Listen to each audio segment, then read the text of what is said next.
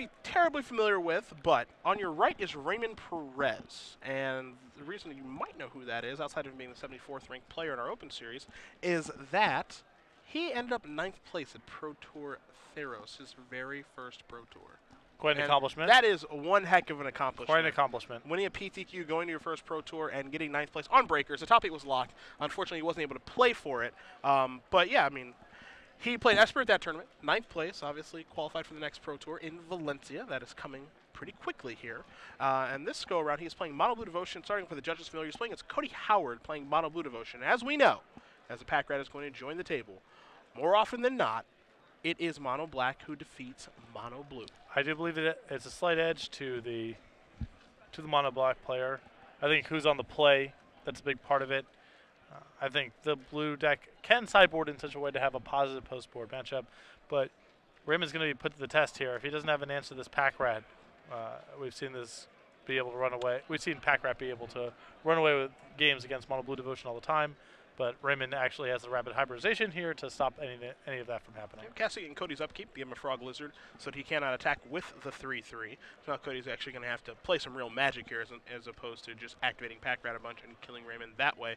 So Raymond able to actually move into what we call the mid game here. Yeah, we passed the first test. Yes. However, Mono Black is a deck that does provide many tests. That, as Cody does now know, it cannot attack, does not have haste. We'll see if he wants to deploy an Underworld Connections on this turn. That's exactly what he's going to do on the Swamp and pass the turn back over to Perez as he'll untap his Judge's Familiar and his Island, draws an Island for the turn. We'll see what his third turn is going to be, as he does have a couple Islands and a Mutavault in the grip. Not sure if he has a Thassa or anything else to do this turn. Certainly cannot play a Nightveil Spectre. I believe no follow-up. Not the best of starts here for Perez. I mean, at least you should believe that he's got some sort of 4-drop in his hand, either a Bident or a Master of Waves or something, Jace, Architect, something to actually do as we make it into the mid game here. Yeah, the Judge's Familiar Rapid Hybridization, 5 lands, does not feel like a keep to me, so I have to imagine we're going to see one of this deck's powerful 4s shortly. See, Howard just does play a Swamp and pass the turn back after attacking for 3. Obviously has a Underworld Connections activation at the ready. But we'll see what Perez has here, because he does have a Bident of Thoughts in his hand. Now, does he want to deploy that, or does he have another 4 to play? He's going to deploy the Bident right now and try to draw a card. A draw here from Howard, maybe looking for a removal spell to kill. The Judge's Familiar finds a Hero's Downfall. I think it's worth it. Yep.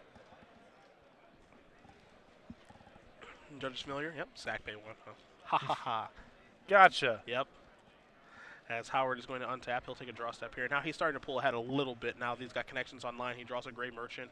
The devotion for it would be for 4. Do that Underworld Connections, that's in play. And he's attacking here as well with that 3/3 token that Perez gave him via Rapid Hybridization.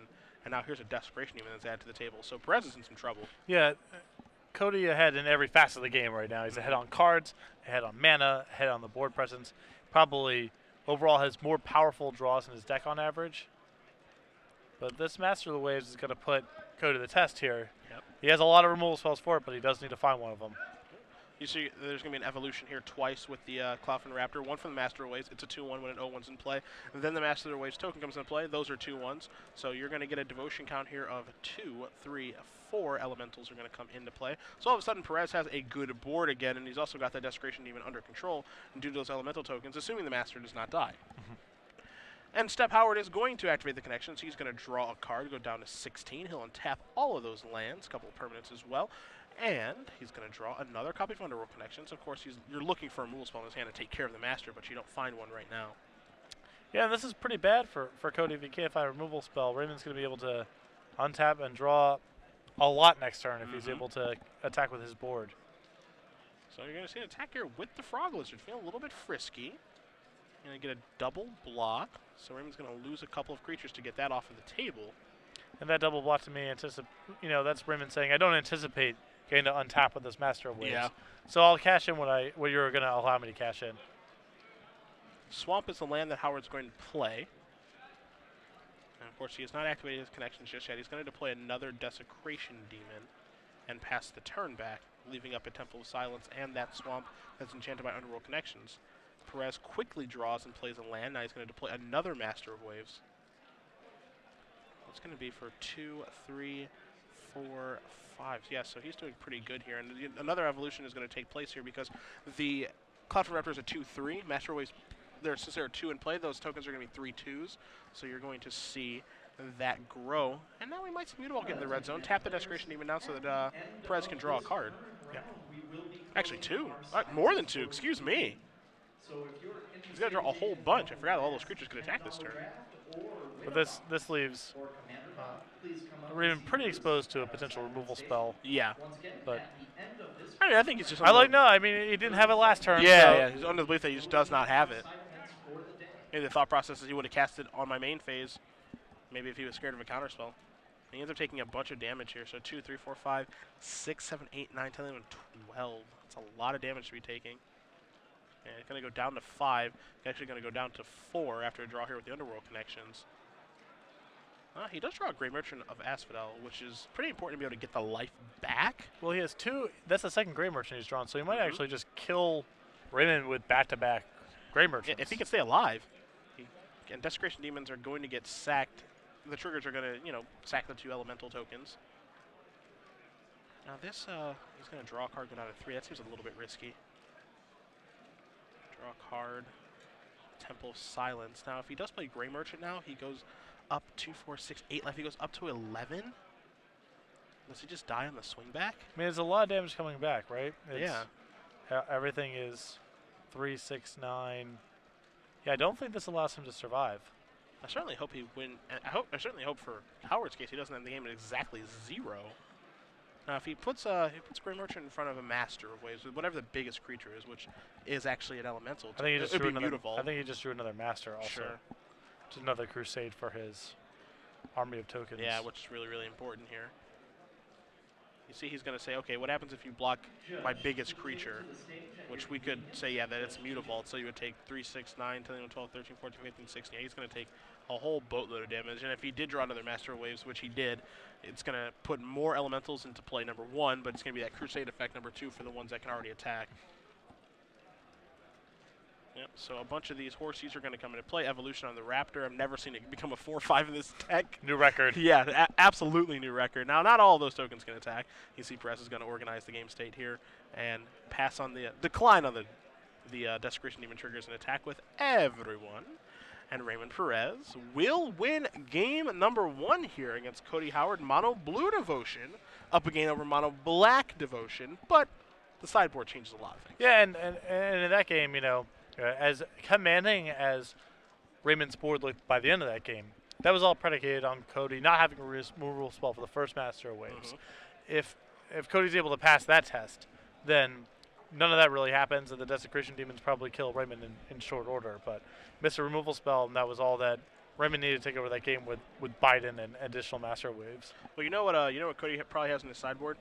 Removal spells. Probably more removal spells. Yeah, he's got 2 more Pharika. He's got 2 Pharika Skewers, to go along with his one in his main deck. 2 copies of Erebos, which aren't going to be important here. 3 copies of Dark Betrayal, not going to see those most likely. It kills Nightfell Spectre, but not anything else. 3 copies of Duress, a Doomblade. 3 Lifebane Zombies, a card that Owen Turtenwald was bringing in against Sam Pardee in the finals of Grand Prix Albuquerque. He said he likes it against Mono Blue to A, get the information in their hand, but B, it's nice to have just a 3-1 unblockable threat in this particular matchup when you just need to close the game out. And last but certainly not least, a one of that we don't see very often, Illness in the Ranks. Oh my. -1/-1 to all token creatures. That'll take down the old elemental tokens. It was one of roughly 200 anti-lingering souls cards that got printed over during that card's stay in standard, and certainly gives you a little action against Master Waves, that's for sure. Take care of the old, for whatever reason, take care of the old Bitter Blossom tokens too. Yeah. If those ever come back. Right. I kind of hope they do, so we can use Ari Lax a little bit. What do you got on Perez's side? Curse of the Swine, Indescent Scatter, 3 negates, a Jace, a Cyclonic Rift, another Biden, 2 Domestication, a Rapid Hybridization, and 4 Gainstays. I like having an additional Biden. I like having an additional Rapid Hybridization. Potentially an additional Jace is good too if you want to situate yourself more as a, less of an all-in aggro deck and sort of become more of a mid-range deck with more access to card drawing and be able to survive all of the removal spells that Cody's bringing in. I don't mind taking that angle. The rest of the sideboard seems pretty marginal here. Not a big fan of Negate, even though the Mono Black deck has a lot of spells. The Mono Black deck can play a lot of stuff on its main phase after you tap out for things, and You know, the negate's not that efficient against all the mono black decks 2 and 3 mana spells. So probably would just stick with the extra Rapid Hybridization, the extra Jace, and the extra Bident. All right. Well, I mean, a lot of the time what happens here, and there are some very crucial cards here on the mono blue side of things. Biden showing exactly how powerful it can be in that last game, where, as you mentioned a little bit earlier in the day, it's just, you know, you want to convert those crappy creatures into extra cards and just overwhelm the black deck. That's kind of the goal with that card, and it did a nice job in that particular game. Yeah, the black deck is a lot about trading 1 for 1, and cards that allow you to generate a bunch of extra cards really tax all the spot removal. So you have an opportunity to do that, to land a Biden, draw a card that turn, and then put them on the defensive where they had to leave additional things back to block. Then all of a sudden your Cyclonic Rifts and your Rapid Hybridizations become more powerful. And but it's all predicated on getting the Biden into play first with some sort of board. Not the easiest thing to do. So, again, oftentimes we do see mono black devotion take care of mono blue devotion. We'll see if that holds true. We've already seen it once today as well, as Cody Howard will be on the play in this second game, as he did lose the first one in pretty commanding fashion there by Raymond Perez. Yeah, mono blue did look good in that game. Right. You know, and the mono blue deck puts a lot of pressure on you at specific points in the game, and there are these tests you have to pass. And Biden and Master Waves are the most obvious examples of you need to be doing something specific or this is going to be an overwhelming advantage. So even though Cody was ahead on the board, had underworld connections going, what have you, just didn't have an answer to Master Waves, and that's all it took for Raymond to really turn the tide very quickly. Master Waves, no joke. No, it is not. Closes out the game very, very fast. So Howard's going to take a look at his starting 7. A Patriots fan and a Michigan Wolverines fan is Cody Howard. So a fan of Tom Brady. Tom Brady is a good choice. Yeah. Perez, are you happy? Doesn't look thrilled. He is a player from Michigan, so he made the trek down here through the conditions, as Howard's going to play a swamp and pass the turn back. Perez with an island, so no turn 1 plays from either player, which, if this benefits one person, I think it would benefit Cody Howard the most, as here's a pack rat. All right, put you to the test. There's an island. Oh, test failed. Tidebinder Mage. That's not a rapid hybrid. Yep. It's time to start making rats, Cody. The play I like this turn from Cody is to make a rat with pack rat. Okay. And then continue doing this for the next 3, 4, 5 turns, let's say. That's how I would do this. You have to do that for the duration of the game. Yeah. Perez is going to drop down a Nightveil Spectre and pass the turn back. It's time to probably go pack Ratton.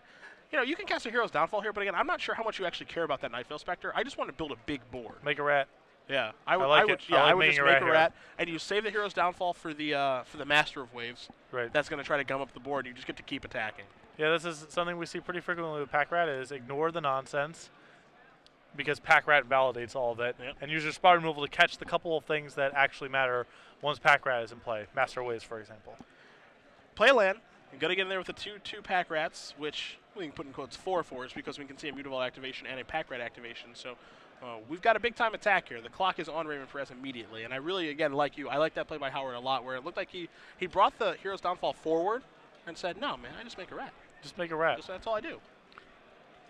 I'm not going to bother doing anything else. These rats are going to kill you, as they are in the red zone now attacking Raymond Perez. Yeah, it's pretty challenging for Mono Blue to get out of this spot unless they're able to land a big Master of Waves, and as we know, Cody has that checked with a Hero's Downfall. Looks like we're going to see a double block here. And I think, yeah, you're going to want to make a rat. I would prefer to make a rat in this situation. No, I actually like this play. Are you okay with this? It's the same thing, right? Because he loses a rat in combat.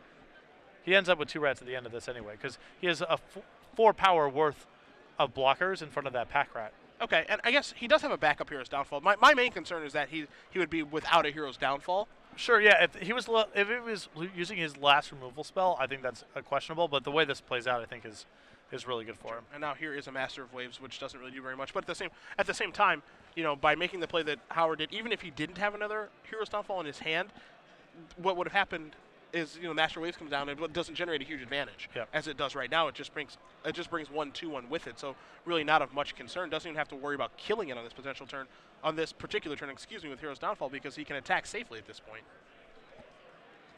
So yeah, I think that I take back. I was a little hasty. I think that exchange is fine. Mutavault, feeling frisky. Red zone. Got the Elemental is going to jump in front of this. Hero's Downfall is going to take care of that. It's going to be an attack here for 6. Do you like the use of Hero's Downfall that go around? No, I would. I mean, if he's going to do that, I would have just played it before combat. Sure.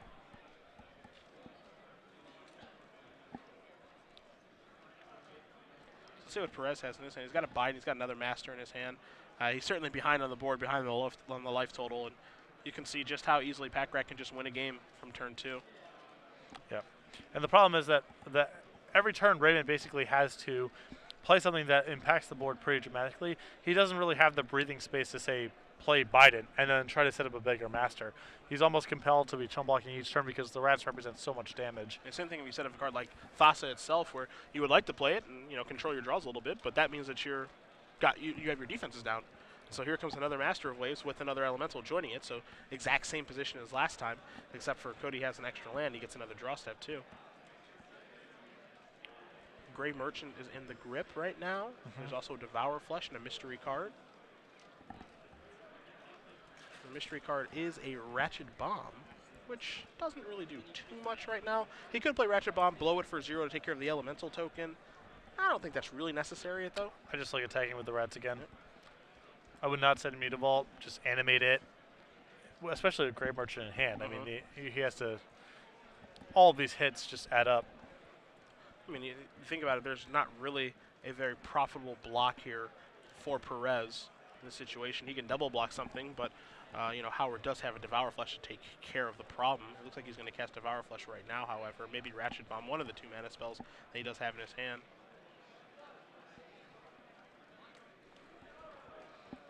And that is going to be a Devour Flesh that does target Perez. So there goes the Elemental token. Perez is going to be able to gain a life. And, yeah, I just like attacking here and making a rat. Yep. Stay the course, Cody. Again, it's funny because it's so easy for us to just sit in here in the booth and say, make a rat. Make a rat. Just don't do anything else but make a rat. But when you're actually in the game playing a match, it's pretty tough to say, okay, I'm going to discard like this really good card just to make a pack rat. But, that's all that needs to be done because your card that you're discarding is just better. Your pack rat that you're making is just better than the card you're discarding.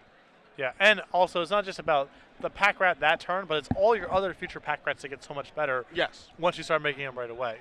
So even if it's close in terms of value of the rat versus, let's say, the removal spell, on the turn you're doing it, it doesn't take into fact what happens to the subsequent turns when you have that extra rat in play.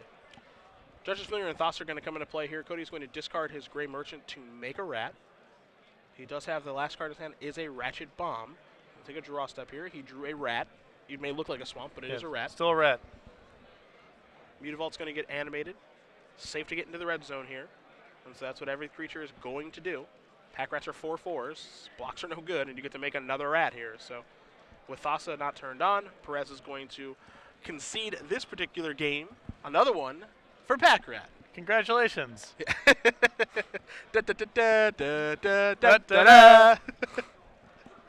Cody Howard's going to even it up here between him and Raymond Perez. Mono black, mono blue, top tier decks of the format. They're going to slug it out one more time here to see which one of these players is going to be 7-0 and still not able to draw into the top 8 if they win. Yep, not for a while. Yeah, not even close. Yeah, still 2 rounds away from then potentially being able to double draw. Yep. So that's I think the reason why ultimately I like being on the mono black side of this in the matchup is I think even if you exclude Pack Rat from the mono black deck, the matchup is reasonably close. The mono black deck has some pretty good tools. A lot of spot removal, which really taxes the mono blue deck and all that kind of stuff. But Pack Rat is also just a free win a pretty healthy percentage of the time. There aren't that many answers in the mono blue deck. Once it gets going, you can really only get out of it with Cyclonic Rift, which takes a very long time, of course. Perhaps Curse of the Swine in some weird spots, but basically it's going to run away with the game. And the mono blue deck basically only has a couple rapid hybridizations and cyclonic rifts to break up that opening. And so when you add up all the free wins or close to free wins that Pack Rat generates, I think the matchup's ultimately reasonably favorable for the mono black deck. You know, one thing I learned many years ago from Michael Jacob, who popular streamer, Pro Tour top 8 competitor. You know, Mike's resume is pretty chronicle at this point. If you don't know who he is, you probably should. Is that it's very important to play a deck that has a nut draw, that has a draw that is just unbeatable. Because when you're playing a tournament like this, or any tournament, but this one I'll highlight because it's 11 rounds, it's nice to just get some free Ws. And you need to have the ability to do that. And Pack Rat is that free W card of just, okay, I played a Pack Rat and you're dead. Like, it doesn't matter what you do. And for the most part, as we watched that game, it didn't matter what Raymond did. He could not overcome it. Yeah, and in the absence of Pack Rat, the mono black deck doesn't actually have a lot of cards that facilitates those kind of draws. It's just spot removal, some reasonably good threats. It's a pretty honest deck, but Pack Rat is that card that gets you the, especially when it's backed by Thoughtseize or Duress or what have you. Yeah, it's a very dishonest card, and so it's really, really nice to just have a card in your deck that just equals free wins, especially when you're playing in an 11-round tournament. You know, you're going to have a long day. Of course, your deck is capable of grinding out some wins, but it certainly doesn't hurt where you just play your Pack Rat, your opponent kind of sighs and just goes, I'm dead, I can't win. And just makes things a little bit easier on yourself. So, you know, not much of a reason not to have that kind of card in your deck. You want to be able to play a deck that can facilitate some free wins. I know, you know, when you were playing an example of like your burn deck in Legacy that you like to play, I'm sure there are some matchups where it's just like, I cannot possibly lose. And that's you get really good feeling. You get a reasonable number of freebies over the day for sure. You know, part of the reason that I stopped playing Goblins in Legacy is that you didn't really ever get any freebies. But when I played Reanimator at DC and I played against Combo Elves and put Elstorm to play on turn 2, that is a free win. Hooray! That's great. Best feeling in the world. It's free on the house. Yeah. I have an Entomb. You lose. That's good. That's a really good feeling. As both players are going to keep their 7 cards here. Mono Blue Devotion on the play.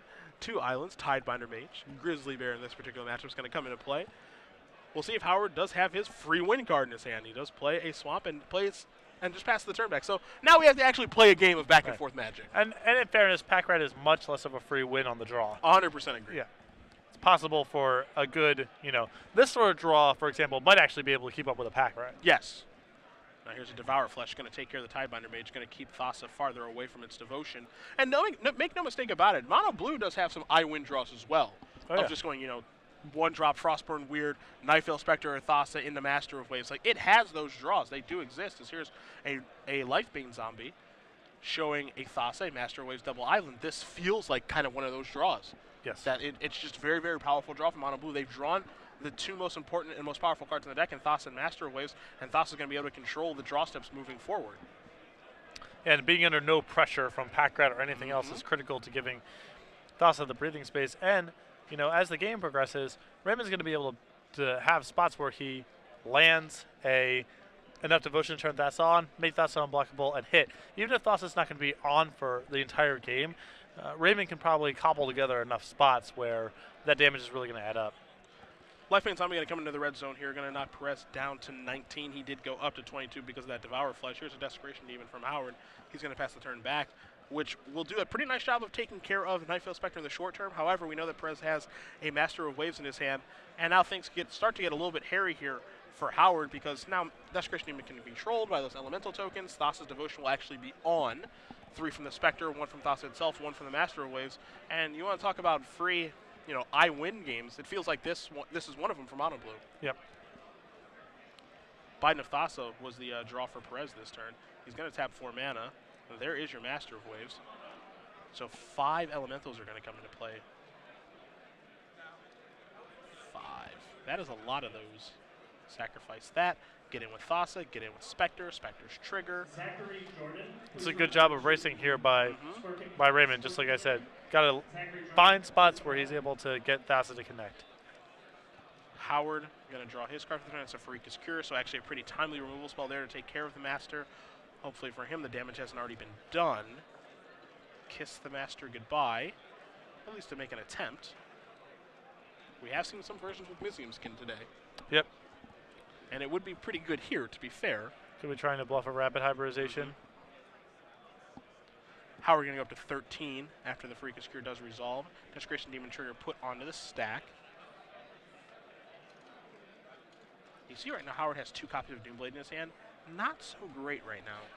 Yeah, it's not great against obviously what Raymond has in play, but it is very good about some of the cards that Raymond could potentially have in a couple of turns. And every creature kind of matters now with Desecration Demon being online. Raymond's going to sacrifice his Mutavault to stop the Desecration Demon. Wants to keep his life total high, maybe prolong this game a little bit here and let Thassa start to take over and try to find another Master of Waves as well. However, Howard, again, does have those 2 Doomblades, so Master of Waves is covered here. Take a draw, play a Swamp off of the Spectre. There is a Judge's Familiar, and now there's a Biden of Thassa. So now Thassa is turned on. Attack, attack. Even if he does kill the Judge's Familiar, Thassa will still be alive. So there's your Spectre. It's going to turn over Mutavault. 2 triggers from the Biden. Draw 1 card, draw a 2nd card. So still a really, really good turn there from Perez. Yep. And, you know, these Biden Thassa kind of games are where the blue deck needs to be in the post-board games. Lots of slog through the removal. There's your Doomblade. Take care of the Judge's Familiar. Not the best use of Doomblade, but you got to do what you got to do if you're Howard in this spot. Again, every creature is critical with Desecration Demon in play. Howard draws a card. It's a Pack Rat, which is a card that, of course, we saw win game number 2 all by itself. I'm not sure it's able to get him back into this 3rd and final one, though. Yeah, he must not be able to. I mean, if he can't find removal for the Night Veil Spectre, the rest of it's for naught. So there's an attack for 3. Perez is going to go down to 13. However, Devotion's still on now for Perez. Do that Night Veil Spectre, that Biden and Thassa itself. Now the thought process here is maybe I can leave back my Desecration Demon to block. However, Thassa doesn't really care about the Desecration Demon because it can make creatures unblockable. Yeah, I think this is a spot where Cody is trying to bluff something that doesn't quite logically add up. Yep. If he had the card he was trying to bluff, then he would have been able to attack with the Desecration Demon in the first place. Yeah, I think this is a situation that Raymond can probably see through. You know, I'm going to try to win. I do have a Mutavault here to activate to take down your Desecration Demon if I'd like. Here's a Tidebinder Mage to make sure my Devotion count is always going to be on. Here's a Night Veil Spectre. Oh, never mind. I mean, he's going to get another turn. So he believes him, I suppose. Yeah. Now, let's not ignore, of course, that Perez is still in a commanding position right now. So he can afford to play a little bit safer if he'd like. It's pretty easy when we can see the cards in his hand. You see Doomblade going to take care of that Tidebinder Mage. But, you know, if you feel like your opponent may have something, you can afford to play around it as he can at this situation where his board is so commanding.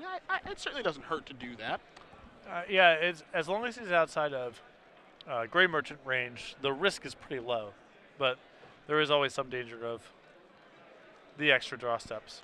Mutavault's going to get sacrificed to Desecration Demon. Perez will give that back. Life Main Zombie is going to come into the red zone here. Going to knock Perez down to 10. And I think this time, after Perez does scry, I think we'll probably see him go for it. Again, he's playing against an opponent that has 5 mana available and access to 2 cards in his hand, which means access to potentially 2 removal spells. So I think you can kind of deduce what you need to play around in this particular turn. Yeah, I think Raymond ideally just wants to have enough Devotion in play where even 2 removal spells doesn't turn off Thassa. And there's a Mutavault. Unblockable. And red zone. And an extension of the hand. So Raymond Perez, 9th place at Pro Tour Theros in Dublin, sitting at 7-0 here in this tournament. One of our few 7-0s with mono blue Devotion. A lot of talk about